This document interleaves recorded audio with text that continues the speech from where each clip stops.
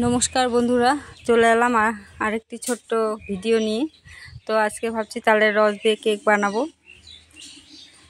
তালের রস দিয়ে কেক তৈরি করব।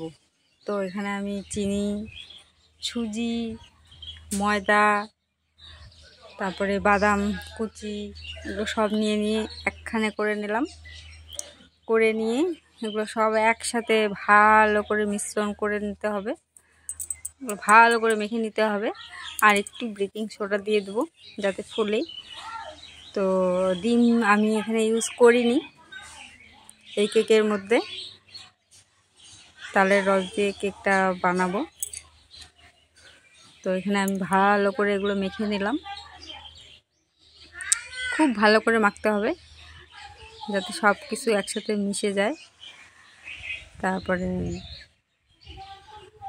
তোমরাও এভাবে বাড়িতে বানিয়ে খেও। খুব টেস্টি হয়েছিল কেকটি, টেস্ট হয়েছে খেতে। তো এগুলো আমি সব কিছু একসাথে ভালো করে খুব মাখলাম। এখানে অত জল দেব না। তারপর দুধ পাউডার একটা প্যাকেট ওখানে দিয়ে দিলাম গুলিয়ে। তারপরে এগুলো সব একসাথে ভালো করে মিশ্রণ তৈরি করে নিলাম। তারপরে এখন কেকটা আমি বাটিতে দিয়ে বসিয়ে দেব। কেকটা ভালো করে ফুলেছিল, খুব ভালো হয়েছে খেতে, ভীষণ টেস্টি হয়েছিল কেকটি। তো এখানে এখন বাটির মধ্যে সম্পূর্ণ মিশ্রণটি ঢেলে দেব। ঢেলে দিয়ে এখন ভাপ দেব।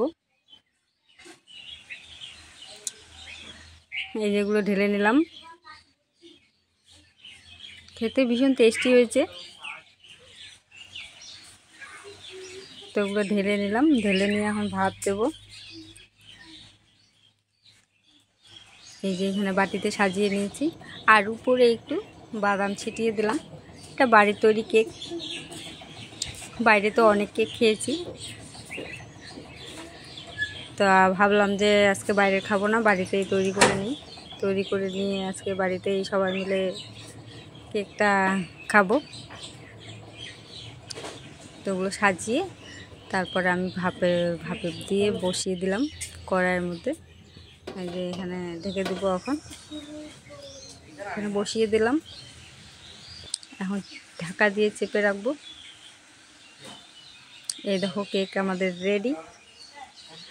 ভীষণ সুন্দর হয়েছে আর ফুলে উঠেছে। আর এখন ঢালবো। ঢালে এখন কেক কেটে সবাই মিলে খাবো। দেখতেও সুন্দর হয়েছে।